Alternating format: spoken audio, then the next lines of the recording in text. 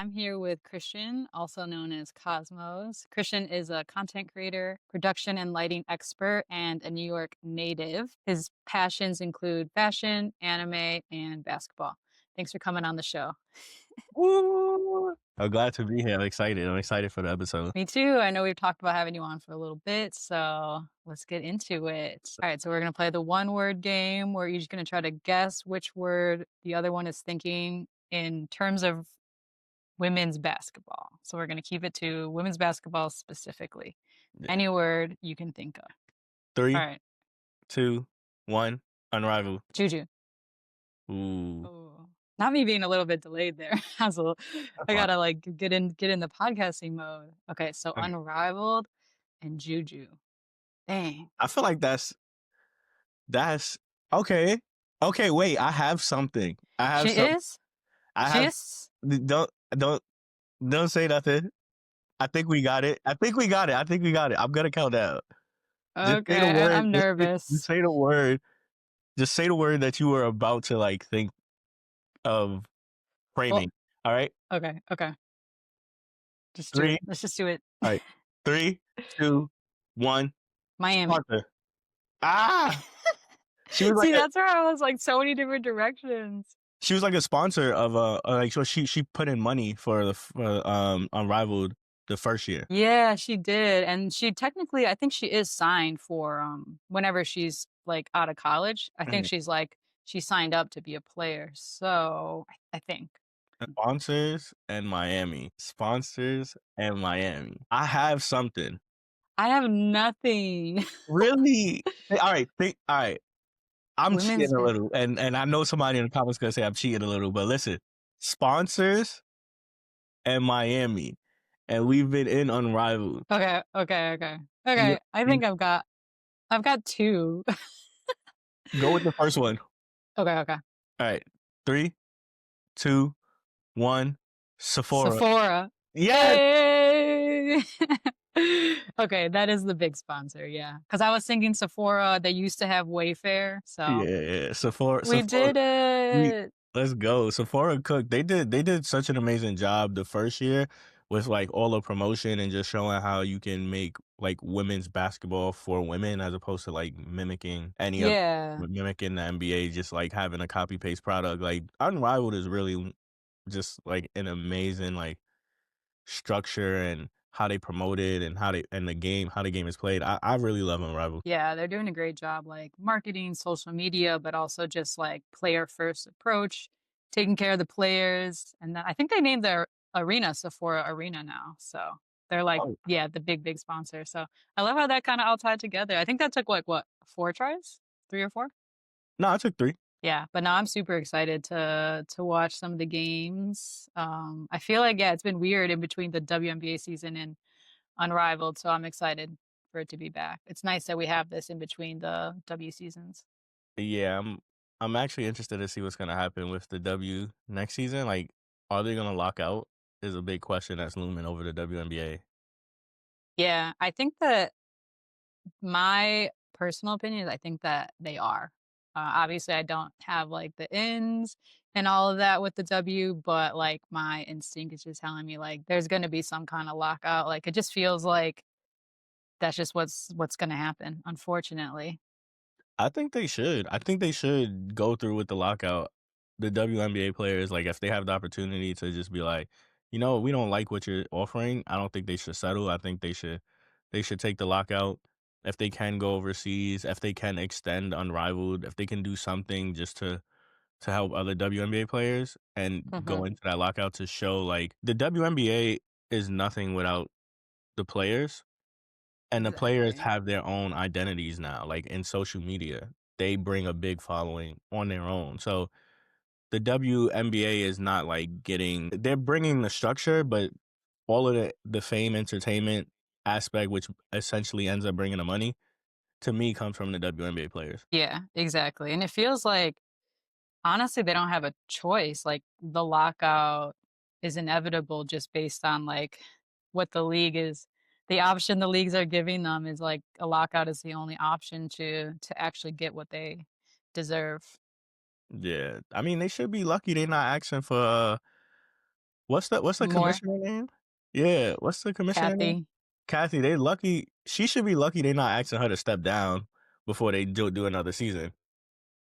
Right, right, like, the players are, like, kind of putting that in negotiation, like, "Kathy's Mm, gotta go, like, let's get that in writing." That's yeah, exactly. hilarious. Alright, so now we're gonna do start, bench, cut. I'll start, I'll give you 3 WNBA players. Start, bench, cut, Sabrina, Caitlin Clark, Paige. I hate this list so much. Uh, Every okay. time I write it out for these episodes, I, like, do my little evil laugh, like, That "This is is gonna be such so hard."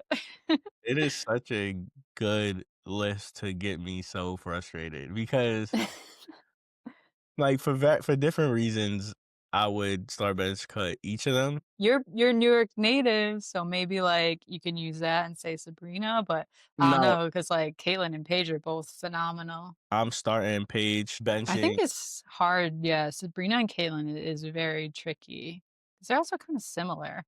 Don't hate me. I have 3 versions of this list.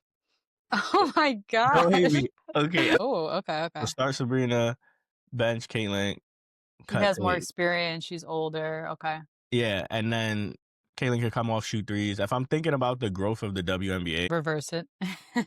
yeah, I'm kinda like Paige, Caitlin, and they intertwinable who can start or get benched, and then cut Sabrina. So I'll just do those 2 lists. So it's like Okay. that, but I really in my ideal world is Paige starting, but Caitlyn brings a lot of fan base, so that's why it makes it so difficult. So in order Yeah, there's different ways to look at it, like branding, marketing, and then there's like actual skill and strategy and yeah, so in order to give you longevity. yeah, in order to give you a solidified list so your followers don't kill me, I'll do Yeah, you're cheating yeah, no, I know I'm again. cheating. I'm sorry. I think too much. I think way too much about a lot. So okay, I'm gonna start Paige, bench Caitlyn, cut Sabrina, and I'm still gonna get a lot of hate for that, but it is what it is. I'll take it. Yeah, I think I would go with that as well. Like definitely starting page for me, obvious. But I'm like really struggling between Sabrina or Caitlin because Mm, like Sabrina has more experience, she's older, she's been in the league longer. And then also again, like they're kind of what they bring to the table, very similar. Like really good at shooting and like passing the ball. Like those are their two big things, and then they both have, like, inconsistent defense. I really, like I don't know who I would maybe just pick Sabrina just because, again, the levels of experience she has, but yeah, that's a tough one. I would say Sabrina's also more available, no, if I'm not mistaken. Do you mean, like, move teams and stuff? No, in terms of like not injured. Yeah. Yeah, yeah, Caitlin was injured, like, the whole last season. That also makes it tricky because like, we basically didn't see her play for a whole season, Hmm. um, and then she's not doing Unrivaled, so we're not gonna see her play for a while, actually. Yeah, she doesn't do Unrivaled. Then that's so interesting to me. Yeah, I think my personal opinion on this is that I think like players like her and Asia like make too much money that it Exactly. doesn't really make sense for them to do it and like kind of leave those spots open for players that need the money more. Mm, Because they have all their brand deals, right? And that's also why I think like Angel and Sabrina opted out this year as mm. well. Um, I think again, because they're like those are the top four like highest paid W players. That makes sense, Um, and that's great information to have as well. I'm wondering, do That's what they? I think, though. I don't know if that's, like, the actual reason, but, like, Asia's never been involved with Unrivaled, and I just think she's just, 1, in her own little world of greatness, and Yeah, then also, again, like, kinda leaving that spot open for someone who's making 70 a year in the W could use that 200,000 from Unrivaled. yeah. Unrivaled expanded this year and made like a I forgot what it's called, but it's like a team of like younger stars, future stars, or something like that. Yeah, exactly, and Juju's, on that list where they kinda Mm, recruited the top college talent, they did, like, a whole marketing campaign with mm, them. And I don't know if that means like, oh, they've already officially signed these players or it's kind of like we're going to sign them. But yeah, I think like AZ was a part of that, AZ Fudd, mm. Audie Crooks, just like a whole bunch of the top college stars that we know. All right, we're gonna switch over to NBA. So start bench cut, Giannis, Devin Booker, Bam. This is a lot easier than it than it sounds. That this is a lot easier than you think for me. Uh, Okay, let's hear it then. I'm starting Giannis, benching Booker, and cutting Asia's boyfriend. Yeah, Asia's boyfriend. Honestly, I was like, I've been doing these so much. I've just been struggling to like come up with fresh ones. Mhm. So I was just trying to switch up the players. But yeah, I think I would agree with that. Like Giannis obviously start and then Booker's just amazing shooter. And then Bam's kind of like he's getting older, right? Like he's kind of towards the end of his career, I want to say. I don't know if he's towards the end. I feel like right now he should be entering his prime. The problem is, I think Bam Yes. has a similar issue to like is it Evan Mobley. They both just do what they do, and like occasionally might rise up, but they really stay at like 17 and 10, 20 and 10. Like when when the team really like that's great numbers, yeah, great. But when the team needs you to do more, for example, Evan Mobley needs to do more because he needs to help Donovan Mitchell. Bam needs to do more because he was supposed to be the star, but now people are talking about Tyler Hero as the main piece, the focal piece. So it's it's just they don't do more. They don't Gotcha. do enough. To, like, get to that full star level. Yeah, because I Yeah. know Bam has been, like been around for a bit, like, obviously incredible player, incredible athlete, but you're not hearing about him as, like, the star player consistently. No, Miami is like a team of a bunch of players who can do stuff together, and which is always a good thing to have. But when someone like Bam is there, Bam should be the main focus, but he just doesn't assert himself enough consistently to be the main Gotcha. focus. And isn't Tyler, like he's just basically just a shooter, am I getting this wrong? No, he's a really good point guard. He's a really Okay. okay, I lied. He's not a really good point guard. He's like a six man that starts. So he's a good scorer. He's a really good scorer. He can score the ball really well. Alright, you got any start bench cuts for me? Yes, I do have a start bench cut for you. I'm gonna go prime James Harden, prime Kawhi Leonard, prime Joel Embiid. Alright. So I would start Joel Embiid. Pretty sure what? You don't think so? I have Doesn't he my have list and I have my reasons. okay. I would start Joel yeah, Embiid because doesn't he have more MVP votes, like nominations or wins? Hasn't he He won it? he has one MVP, I believe, 1 and MVP, yeah. I But believe the other 2 don't. Harden should have one MVP. Oh, okay.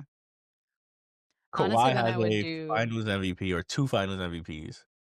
okay. Then I would do Kawhi, and then I would do Harden, and honestly, this is kinda just, like, personal bias, like, I just like Kawhi better. I think he's hilarious. I like how, like, quiet he is off the court. His interviews are hilarious because he's just so funny on camera, like, unintentionally. Yeah, that's what I would go with. What do you think? No, yeah, I think that's a good list. Prime Joel Embiid was a beast. The issue is Prime Joel Embiid never won a championship, Gotcha. and Yeah, yeah. Kawhi has, I believe 2. He has 1 in San Antonio, at least 1 in San Antonio, and he has He was 1 one with the uh, Raptors. yeah, Yeah. so Okay, so he's got 2. Okay, yeah, maybe that would push him over Joel Embiid. But when you say, like, prime, healthy, no injuries, even though he doesn't have any championships, definitely a beast. Also, like, significantly taller than the other 2, I don't know. that is very true. He was very dominant. He was going up against, like he was, like, top 3. It was him, it was Joel Embiid, it was Jokic, Yeah.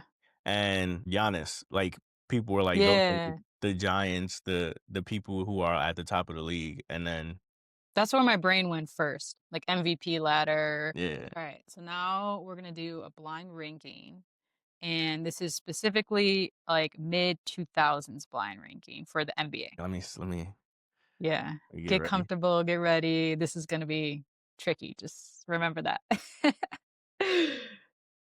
Alright, first player I got for you, Steve Nash. So we're talking like, yeah, these Yeah, players mid-2000s in their prime, Imma Steve go Nash. 4. Okay, 4, okay. Shaq. Shaq? Shaquille O'Neal. 1. Okay. I'm not mad at Uh, whatever happens next. Kobe. Okay, I'm mad at what happened next. I'll go As 2. I'm soon not as you said that, as soon as you said that, I'll I go was like, 2 with Kobe. I'm not too bad at it. I'm not too bad at it. I'll go 2. yeah, yeah, it depends. Okay. Tim Duncan. Okay, I'm actually pissed. Actually, I don't wait. Okay, I'll go 3. Okay, yeah, yeah. And then last one we got Kevin Garnett. That's 5, that's fine. I mean, if I had the, if I could change 1, I would change Kevin Garnett and Steve Nash. Everything else I don't Okay. really mind too much. Okay, so you went Shaq, Kobe, Tim Duncan, Nash. Kevin. Well, you said Nash and then Kevin, but you would swap Kevin Garnett for Steve Nash. Mhm. Okay, I like that. I think I would put Kobe at 1 But and then you didn't have the opportunity. yeah. I just say like if this was not blind regular ranking, I think I would do Kobe, then Shaq, then Tim Duncan. It's hard to put Steve Nash last because like he has 2 MVPs, like phenomenal player. But if Yeah. you think about like Steve Nash and Kevin Garnett going one on one, like it's gonna be Kevin Garnett. Or even, like, I feel like who would I rather have as my franchise player as well? Yeah, because Steve Nash obviously he's like we know the point guard, the assist guy. Obviously, he knew how to score too, but he was really just good at setting up his teammates. Yeah. Yeah, he was my fave growing up, just because he was small, point guard. I remember I have a Steve Nash jersey still, like an old school one. He was quick too. He knew how to set his teammates up. He knew how Yeah, he knew how to read defense. He was really good in Mike D'Antoni's system, but he did take a little bit to develop. yeah, yeah, and also just so undersized. Like he's pretty small. So I put together a little pop quiz specifically on the WNBA. You're someone who has some knowledge of the W, like you follow it a little bit, but you're not an expert. So I figured you're a perfect person for a pop quiz. I mean, you know more than the average person walking down the street, I would say. I would hope so. I do get test anxiety and my mind goes blank, so we'll see what happens. Yeah, this is meant to be like high stress. No, just kidding. First question: how many teams are currently in the WNBA? 13? I think with the Valkyrie made it 13. I'll give you like a half a point because technically, with the 2 new expansion teams, it's now 15. Wait, they didn't add the But new. that's like they did. It's official. Like Oh, word. technically, yeah. It's kind of a trick question. See, this Wait, is why I'm like, do they have a logo yet? yeah, they got logos. They've Oh, even okay. released like the jersey. So Toronto and Portland. So this would be assuming that Oh, we have a season. Like yeah. they were supposed to start this season. I forgot about Toronto But because their logo is so bad. really, you don't like it? I don't think No, it's that bad. You think it's like too simple? yeah. I don't think it Okay. says anything about the WNBA. Like, it doesn't say I don't think it says anything about anything. Also the name too, yeah, like Yeah. tempo, like I get it, it's like a beat, like you're supposed to be like hyped up, I guess. Yeah. Uh, they know more Okay. than me, so But yeah, so trick question because like it was 13, but technically I would say the correct answer now is 15. I'm I'm But I'm still acceptable with yeah, I I'm give you half a excited. point. I'm excited for my answer even though I was wrong. I'll take that L, happily. All right. And now as a follow-up, we got a lightning round. Name as many teams as you can in 30 seconds. Are you Wait, ready? wait, hold on, hold on, hold on. I Ah! can't give you too much Okay, go, time, go, but go, yeah. go. Okay, 3, 2, 1, go. Wait, Liberty, Aces, Mercury, Connecticut Sun, yeah, which are technically moving. The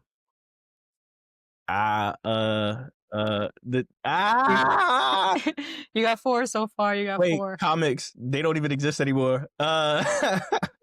We're not counting that. They gotta No, be I know, I current. know, I know, I know. I'm like Fever. Dang, what's Paige's team? I know they're in Dallas. Time's up. That's done. That's done. We'll give you that one at the end. You said Dallas, so you got 6. Yeah, but what's the name of the team? I don't feel like I should get that. Oh, It's Dallas not. Wings. I mean, I think as long as you say the city or the team name, like, that counts.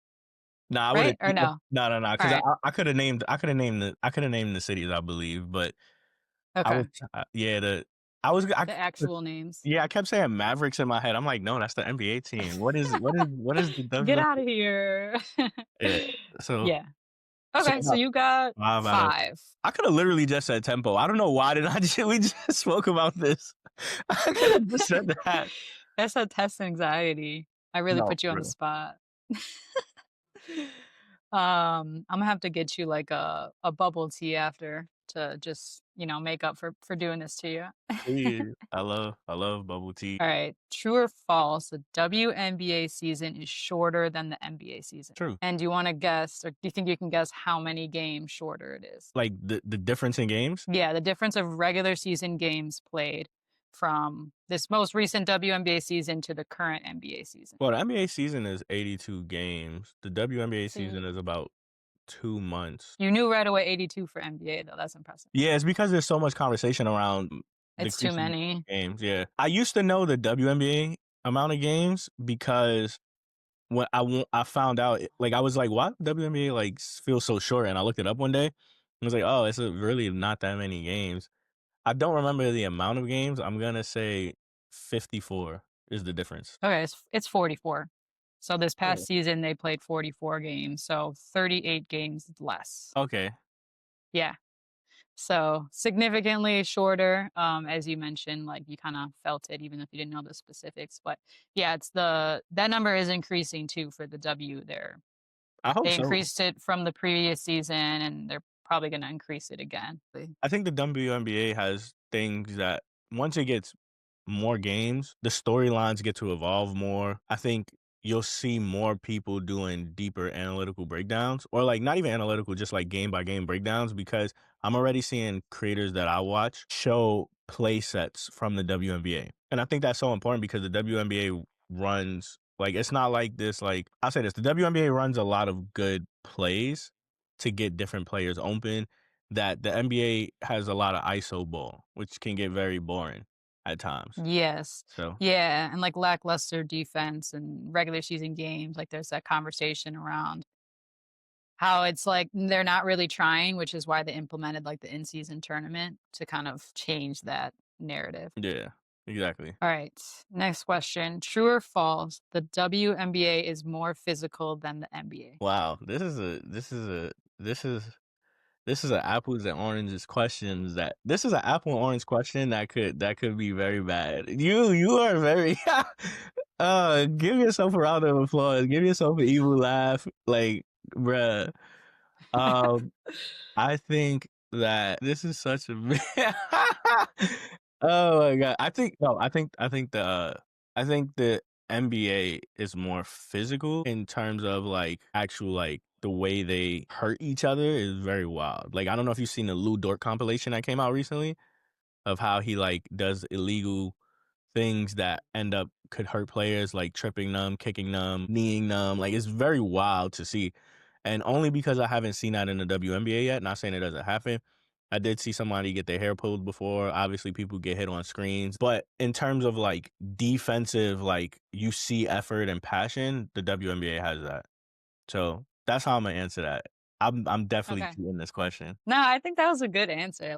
I do think the NBA is more physical and they have a lot of the like you said, kind of like just the pettiness of it, the petty fights. I mean, you definitely right out the bat, you see way more like the huddle fights where like everyone runs onto the court and starts fighting. That's actually pretty rare in the WNBA. Like it obviously has happened, does happen, but it happens way more frequently in the NBA. Yeah, but I would say also like the physicality is like also pretty neck and neck. Like when the teams are playing like true basketball, like the physicality is about the same. I think it's the narrative around the leagues after it's happened, that's kind of like where the differences are. I think like people expect it in the NBA, but some people who are tuning into WNBA, like they don't expect it or understand it. And so they're like, they have different opinions about it. No, that's fair. I actually know somebody who I was talking to about the WNBA, and they feel like the last 2 years have been way too physical and like they're fighting, they're this, they're that, and I'm just like, I mean, they do that in all sports. Like, I mean, I'm not surprised, but they were surprised, and I'm like, I was surprised they were surprised. I'm like, I'm surprised they haven't been doing this more. But I mean, granted, we don't want people fighting, we don't want people getting hurt or anything like that.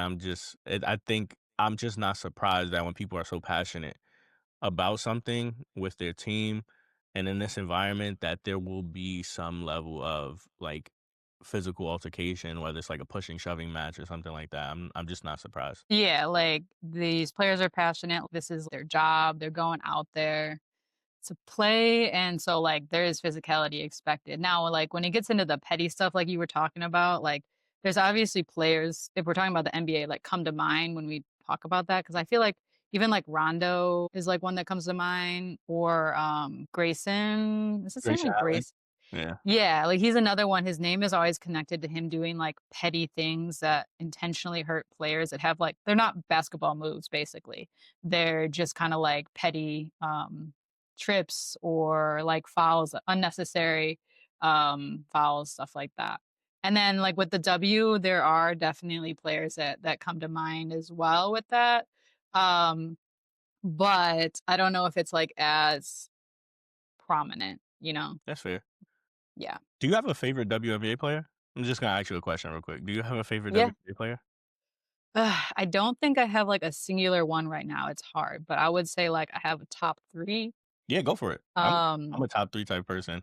And then yeah. If I ever do get a top 1, like, I would say it, but it's just, like, so hard to pick right now. But my top 3 are Asia Wilson, Angel Reese, and Gabby Williams. So, mm, I constantly like, those 3 are just always in my top mhm. spots, but I can't say, like, one of them over the other. Alright, next question. Who is the WNBA logo modeled after? You know the logo? I've actually got Ye it on my shirt. yeah, yeah, and I'm looking at it up there. You could just throw out a guess if you don't know too. Lisa Leslie. A lot of people guess that. So they either guess Lisa Leslie, Diana Taurasi, or even Candace Parker, but technically the W, so it's another trick question. Technically, the W has come out and said it's not modeled after anyone, so the right answer is no one. It's Lisa Leslie in my heart. But, yeah, like, the popular myths are, like, Lisa Leslie, Diana Taurasi are, like, I think those are the main 2 people often say or think or want, but technically, yeah, it's no one, I guess. Which also is a very big issue to me. I know it seems like such a petty thing, but it's very indicative of how the WNBA is run. It's like you're running the league in a way which you're not modeling it for women, and it shows in how your logo is not any representative of the sport, of the game. So it's I don't know, these things connect to me, and I feel like everything starts at the top, and they just need to fix the top. Yeah, that's a good point. Like, I hadn't really thought about it that deeply, but that is a good point. It's like, why wouldn't you like obviously come out and say like our logo is Lisa Leslie because of everything she's done for the game, or like it's Diana Taurasi because blah blah blah. They're just like, no, it's just a generic woman like that represents the whole league. Which Um, which makes yeah, the logo have no value to me. Now I feel like every team logo has more value than the actual WNBA as a whole, which creates a level of individualism. So I think they need to the WNBA needs Kathy needs to get it together. Kathy, get it together. right. Yeah, a lot to say on that. But okay, next question. We got 2 more questions. Mhm. So, true or false, a WNBA player has recorded a quadruple double before. You think that's true or false? True. It's false. Is it? Yeah. Wait.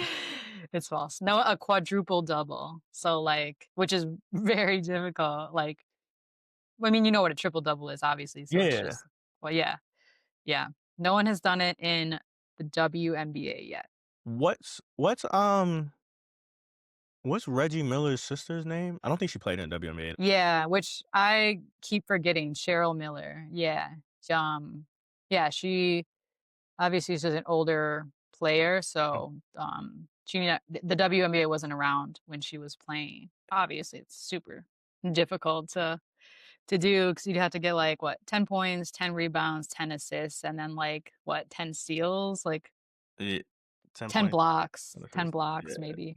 It would be like Nafisa Collier who would be able to do something like that, and if she really went out and Yeah. tried, I feel like she would be able to do something like that. Yeah, it had to be like her, Asia Or Asia. Wilson. Yeah. Yeah.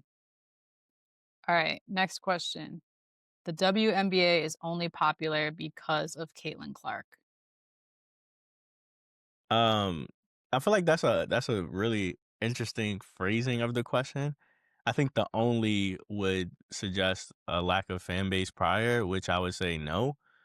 I do think, and I thought about this the other day to myself, um, just randomly, because in like anime, we have a similar conversation about like what made anime blow up. And I have a very in depth thought about that, but that's not for this. But the reason why I say that is because it's very comparable. I don't think it's only popular because of Caitlin Clark. I do, however, think it fast tracked its trajectory because of Caitlin Clark and the Angel Reese saga and that whole storyline of things that was happening. And I do think there's a level of people, and I feel like we have to acknowledge there's a level of people in America who sees Caitlin Clark as their Superman, as their like hero. And the people who understand what I'm saying will understand what I'm saying.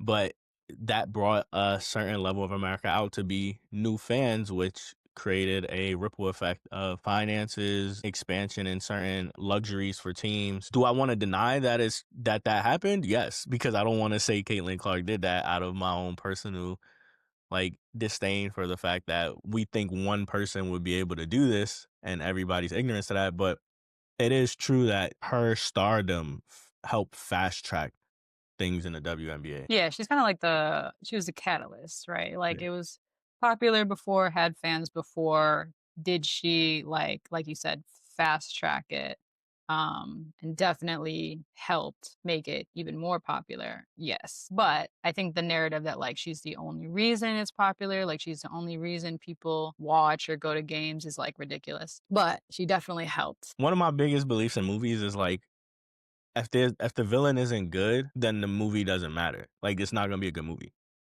And in this storyline of like Caitlin Clark, if she doesn't have Angel Reese and people don't paint Angel Reese to be the villain, then there's no care for Caitlin Clark. I didn't care who Caitlin Clark was until I found out who Angel Reese was. That's interesting, yeah. I don't think I've actually heard that necessarily. Like, I definitely heard how clearly Angel was being painted as a villain. That was very obvious.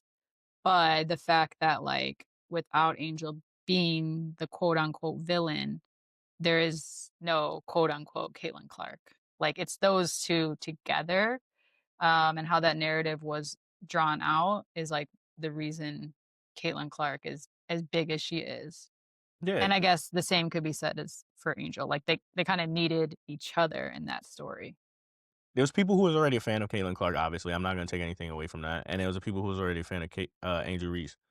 But then there were people who wanted to see these two opposing sides who were random to each other, wanted to see both of them lose to the other. And then you got Right. other people involved because it's like, what is all this noise happening? What is all this happening? And now you got more eyes on basketball.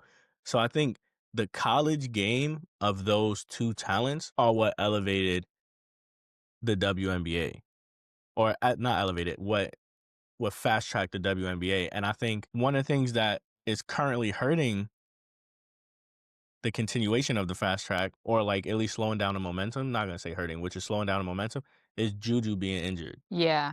Yeah. Because Yeah. Because Paige was the next, and then Juju. yeah, her being out the whole season is definitely tough. And then yeah, I would say like the after Juju, the next focus is kind of like AZ Fudd.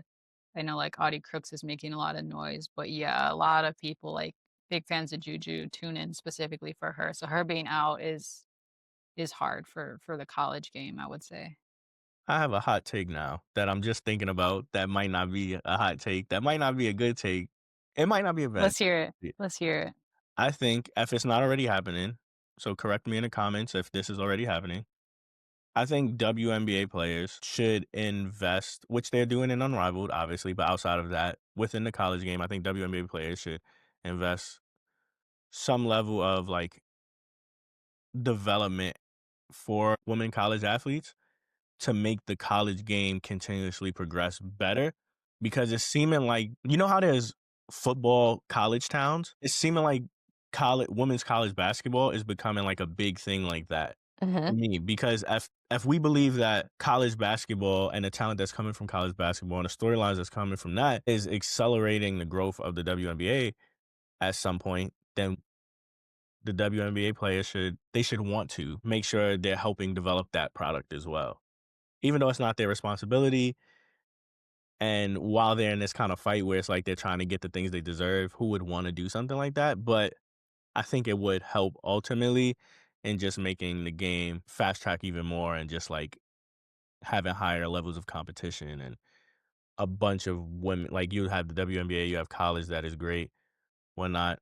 I mean, both great now, but I mean like in terms of like there's always room for growth. Yeah, that's really interesting. Like you're talking about kind of like an official program or something of the sorts where like WNBA players are specifically helping mentoring Hmm. college players for that transition. Yeah. Because I think right now it's kind of like there may be some mentorships happening behind the scenes. If like Yeah. someone reaches out to someone, like I'm sure that obviously exists, but like there's no official like program, I guess you would call it, or organization where to help with that transition. And I Mm-hmm. think part of that too is maybe just like competition, right? Because technically the best players in college are going to become competition for the current W players. So there's kind of that scarcity mentality of like, well, why am I going to help my competition? Instead of like, oh, there's enough room for all of us. Like, let's all help each other and grow. So that is really interesting. That is true, especially since they're still in an expansion. So that does make sense. Yeah. Yeah. Okay. Last question. Which WNBA player is the all-time leading scorer? All time leading scorer. Yeah, all-time leading scorer in the WNBA all-time. I feel like my answer. I know what my answer wants to be. I just know it's wrong. I'm gonna say Asia Wilson. I know it's wrong, but Asia Wilson. It's Diana Taurasi. Okay. I knew it was Yeah. wrong. I was like, Yeah, Asia's a little too young. Like she probably, I mean, if anyone's gonna beat it, it's gonna be her. But yeah, Diana Taurasi, who's not even in the league anymore, by the way, she retired. yeah, Um, is she? she retired, but she just like phenomenal score and also like LeBron level, like played into her 40s, did not retire at like quote unquote normal time for a professional basketball player. So I think like when you look at who's second, there's like a ginormous gap between Diana and like the second and third players. So I don't know who or when someone's gonna beat her. But Asia's not a bad guess. But again, Asia's like only 28. I think she just turned like 28. That is So true. she's She, like relatively young still. yeah, I said Asia Wilson because I seen this graphic when they won a championship of a bunch of stats and stuff like that and like accomplishments. And I was like, I mean, I feel like that would be on there. But I was Mhm. like, I just knew in my heart it was wrong. But I was like, I'ma She just holds the single season scoring record. okay. So maybe you saw something like that. Like she's the only W player to score over 1,000 points in a single season. So she holds that record. But we're talking like all time career wise. I have a question Yeah. for you. What's up? What you got? So there's obviously been a lot of records broken in the last like 2 years. I can't remember exactly which one, but Caitlin Clark broke, I think, a double double record, or Caitlin Clark or Angel Reese. One of them broke a double double record. Paige Beckers broke a record, and the narrative has been, why is it taking? Why are they coming in and doing it so quickly? Like, what were all the other WNBA players doing? And I think it was, like, things like 5 double-doubles or something like that. Like, it was very relatively small numbers that you would think certain WNBA players would already have or get or break those records. What do you think about, like, that narrative that, like, the game was weak and now these new people are coming in and, like, just, like, destroying records? Like, what is your thought process? I have my own about it, but I wanna know yours. Yeah, I think that's really tricky because when I think of like breaking records, like they can be broken multiple times, right? Like the double double record is constantly going to be broken by someone new. So I think that it's more like records are broken each season and they're always being broken, but the game is continuing to grow. Players are continuing to develop faster, better, stronger. And so they're just coming in and breaking records. I also think like if you're specifically going to name like Paige, Caitlin, these are like generational, like amazing talent, amazing players. Like most WNBA players don't have the same level of attention or skill that they possess. So I think it's kind of like the growth of the game. Um, and like the skill development of younger players. And I think also like people might be focusing on specific player, like hyper focusing on specific players, specific stats, and not looking at the full picture. Because it's like, yeah, Paige broke a record, Caitlin broke a record. But if that's all you're looking at, then that's all you're going to see Mm. too. So I think other players are doing great things and they are breaking records. It's just not might not be getting the same amount of attention or yeah, that's kind of what I think. No, that's fair. But that is tricky. Like this, I feel like even the way you worded it is it's a bit tricky. But yeah, I want to hear your thoughts too. So I think two parts. I think one, I think the WNBA is. I think a lot of people compare it to the NBA, obviously, but I think the WNBA is in a very different place in its evolution than the NBA. To me, it doesn't seem like everybody's in like versatile, switchable positions. So like everybody, like if you're a point guard, you're a point guard. If you're a shooting guard, you're a shooting guard. If you're a small forward, you're a small forward. Obviously, there's people who stand out who can switch and stuff like that. But I don't think I don't think enough players have that versatility yet where the game is. And I could be wrong, and I'm very happy to be proven wrong or just told wrong and then showing. That's fine with me. But I also do think the WNBA plays so unselfishly in comparison. Right. Like So not as much ISO ball like you were saying, stat building. yeah, Also a good thing to point out too is like there's so few roster spots in the WNBA to begin with. That also plays a huge part. Now we're going to transition into getting to know the guest, you, Christian Cosmos. What has the sport of basketball meant to you? How old were you, I guess, when you first started playing? the sport of basketball, what has it meant to me? Well, first I started playing basketball. I don't know, really, really young, really young. My mother worked for New York City Parks and Recreation for most of my life. Oh, nice. So I spent a lot of time in like gyms playing various sports. But even before that, I just was very interested in like basketball. I don't know, I just gravitated to it, I guess. Now for me, basketball really is just about getting over the anxiety that I used to feel when I was in like high school. I dealt with a lot of anxiety when playing basketball under a whistle, so I never was actually able to perform at all. Uh, it was, like, few and far between games where I would be able to get past it and play, and it really hindered me a lot, and I eventually stopped playing, but now I picked it back up, and it's like I'm trying to use it to also heal that, but while I'm trying to heal it, I'm learning that, like, there's ways for me to get past that anxiety, so I'm, like, constantly fighting past that anxiety every time I step on the court under a whistle now. Yeah. No, I think that's really great to talk about those kind of things because I feel like player anxiety is very common and normal, but not a lot of like conversations around it, I guess. Because I definitely had a lot of player anxiety as well, just because at the end of the day, like you're performing, right? Like it's not the same as like say you're an actor on Broadway, but at the end of the day, it is a performance. Like you've got an audience, you've got fans, even at like a high school level, like the gyms could be packed. And I think at the time, I never really thought about it that way, but I still had like a ton of anxiety around playing and also like looking foolish, like if you turn the ball over, airball, like do something stupid, and the impact that that can have on your mental health and like your Mhm, performance, how you play the rest of the game. Like, can you bounce back from that, or are you just going to be overthinking that and kind of be down on yourself for the rest of the game or the rest of the season, or however long? That's like a really big like mental part of being an athlete, and obviously with each level, like it only gets harder and harder. mhm. Yeah, no, I agree. I agree. Yeah, because like when I think about like professional players now, like every camera is getting every single angle, like or even that like Giants player who missed Mm, that kick. mhm. Like that was just everywhere. Like imagine like I hope people are checking in on him because like I could just imagine how like terrible that is. Like he obviously he's a professional, like that shouldn't have happened, but it did. And like do not think that he feels good about that. And like how is he gonna come back from that? Like is anyone checking in on him? That kind of stuff. He'll come back. He'll come back. Didn't he get waived? Wow, so I guess he's not coming back. I mean, but hey, here's my thing, right? You already made it. You know, when I was in high school, I went to like one of the most popular high schools in Brooklyn, New York, and they had, like, the games broadcasted sometimes on, like, news channels and stuff like that, like, they had this own, like, sports news channel. Yeah, and the game like, it was packed, like, packed to the point where people were standing, like, you couldn't sit. So it was very much anxiety inducing, and it was like you weren't guaranteed minutes, obviously, but, you had to, like, play for your minutes, so, like, everything was, like felt like under a microscope at the time. Yeah.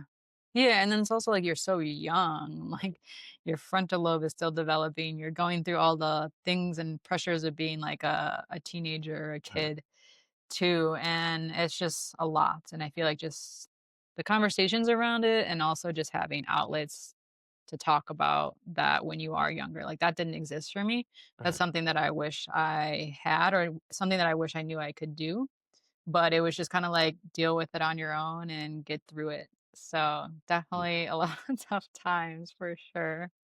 But we did make it out, we made it out, and we then made now it. we both play, like, as adults for fun. So, that gets into my next question. You started your own pickup events, which is centered around, obviously, playing basketball for adults, all skill levels, right? Yeah, it's for, like, nerds.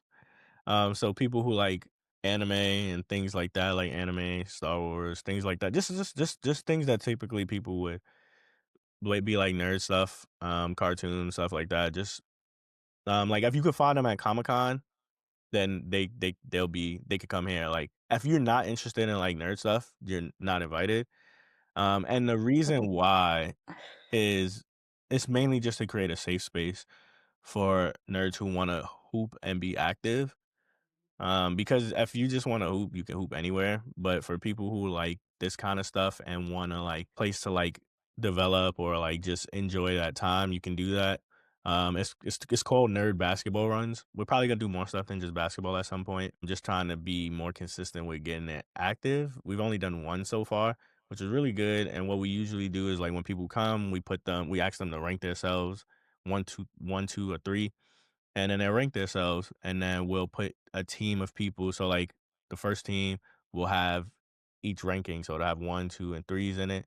Every team will have one, two, and threes in it. That way, like whenever you're guarding somebody, you're guarding the person with the same skill level. But you're also Right. being competitive because you're also having teams with everybody on like from every skill level. So you're learning, you're growing, you're guarding the person who can guard you. It's not like any confusion there, and you don't feel like, "Oh, I can't do this." Yeah, so it's like there is some, like, better competition, but then, like, you make the teams pretty even, so it stays competitive. Yeah, Yeah, and then you even, like, encourage people to, like, dress up as their favorite anime character or something if they want while you're playing, so ultimately, it is pretty casual, and again, like, quote, unquote, "nerd focused," like anime, you like, cartoons, that kinda thing, yeah, kinda bringing your 2 passions together. yeah. It is casual, but it does get competitive because the way it's set up as well. We're still working it out to be better for the next time, but it's like a tournament the whole day. So there is like a winner. So, like, Okay. the first few games, like, I don't know, like, I don't know if you've seen in the clips, like, the first few games, yeah, I was playing in my cosplay, but then, like, by the last couple games, I kinda took off most of it so I Yeah. can actually play. Yeah. So you get that little bit of balance of fun and competitiveness. Yeah, I can imagine it's hard to play basketball in, like, a full-blown cosplay costume. It is very difficult, but I will say one thing outside of that is that we also provided, like, an experience, like a media day kinda experience as well, and that's something that I'm very happy. Yeah. So, like, thank you to all the photographers and videographers who came out and did it for free, 'cause that man, just getting a gym in New York is expensive. It's very expensive. Yeah, it's expensive, like, in Chicago, anywhere, to be honest, like an indoor gym, and then the fact that you're in New York City, like, the most expensive place in the Yeah, country, very expensive. but I definitely wanna get to a run. If you're gonna do one in, like, March or April, that would be cool because that's, like, when I would love to come, starts to warm up a little bit. Okay, bet. We could do, Um, like, April. April works. April works. I wanna try to April do would more be, West like but I don't know. yeah, April would be perfect. I would love to come check it out. Okay, so we talked a little bit about like how you also have media. You do content creation yourself. When did you first like get interested in content creation and kind of start creating content as like a creator? So technically, I started creating content as a creator in like 2018. I think my first content for myself in 2018, like video content, was like an unboxing video. I can't remember what I unboxed, but it was an unboxing video. And it was for YouTube. And then I just kept doing it from there. Before that, I was mainly focused on photography. I used to have like a clothing line, so I was doing photography because I had the clothing line. I guess I was making content for the clothing line. And then prior to that, I was just always interested in like creative stuff. So like I designed like a website when I was like 10, 11, and I also um worked on What like a was the website? it was a Like, what was Digimon what? website. I was like Classic. I used to go to like this computer lab where my mom worked, and they used to allow you to do like whatever as long as they got out. So I was like, "Hey, I've never seen a Digimon website. I would like to build one." So we built one. It actually might have That's been younger. cool. It might have been younger. I might be aging myself. It probably was younger because I did it on a floppy disk. I don't know if anybody know what a Oh, floppy man. disk. Yeah. I'm only 30. That made it sound so old. I'm only 30. I Um, mean, we could cut that if you want. nah, we can keep it. We can keep it But out. yeah, floppy disk is hilarious. I remember those. Yeah. Yeah. So yeah, and then I was doing magazine stuff here and there just for fun when I was a kid. What advice do you have for future content creators, people who wanted to get in? Do you have like 2 or 3 best content tips you could give? I know you're a big lighting guy, like you're good at setting up good lighting, for productions and stuff. 3 tips that I would give for content creators. My first tip is if you have a smartphone, just use your back camera. Start with your back camera. Just use your back camera. That's my Honestly, I first gotta tip. start doing that. I gotta start doing that. Yeah, I that's just don't like that you can't see yourself, but I just watched a recent video, so I'm gonna try that out. yeah, you can do a bunch of things to see yourself. You can use the screen mirroring method. You can use if you have a Apple Watch and you have an iPhone, you can use your Apple Watch. If you have a mirror somewhere, you can use the mirror. There's like a bunch of ways now with everybody having like smart devices. There's so many ways that you can utilize it. But what I will say, like with that number one, the reason why I'm saying use your back camera on whatever your smart device is you don't need to spend money when you start. Like you don't have to spend so much money when you start. I mean, granted, the field of concentration is a lot elevated now, but there's ways that you can invoke whatever you want to do, especially if you don't know what you want to do yet. Just start doing something. So that's number two. Just do it. Just do something. Do it. Get accustomed to it. The first things that you're gonna think about usually, like 85% of the time, is I don't like my voice and I don't like the way I look. I don't know what I want, blah, blah, blah, all this other stuff. And it's like, you'll never like it, period. You'll just never like it. You'll like how you look at some point. Your voice, you'll probably never like because we don't hear our voice exactly how our voice is. So just do it so that you fall into a pattern of consistency that you're comfortable with. I like too what you said about you don't really have to spend a whole bunch of money right away. Like it could be intimidating to see like high quality intense content, right? And be like, "Oh, like how am I gonna get there?" But you really don't need that much to start. Like you don't have to spend a bunch of money. It's like start small, get comfortable, like test things out and then kind of like scale from there, but like scale slowly over time. Like people who are making that like crazy content, like they didn't just start there. I think a lot of people have this idea of like people are starting where they're successful, but it's like there's this whole journey, this whole path before about how they got there. And I think people just like forget about that or like they don't even think about it. I don't know. But like when I started, for example, like I did not spend that much money. Like I just got cheap equipment to start, use my phone and was like, I'm just gonna start and then like see where it goes.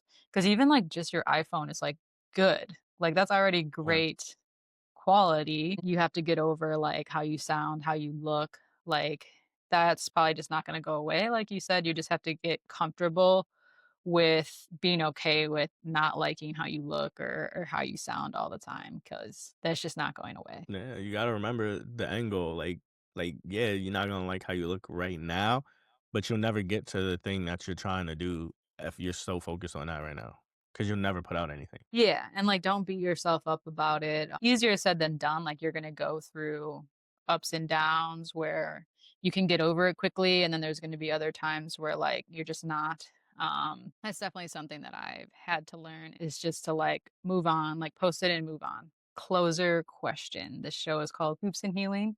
So I like to ask my guests favorite healing practice or if they'd like to share a motivational quote that means something to them. So do you have a quote you'd like to share with the viewers? I have 2. Slow Okay. progress is still progress. Slow progress is still progress. And then one that my mother told me when I was a kid that I always remember to this day is, you get out what you put in. So if you put in the effort, you'll get out effort. So if you put in quality, you'll get out quality. If you put in BS, you'll get out BS. So you get out what you put in. Yeah.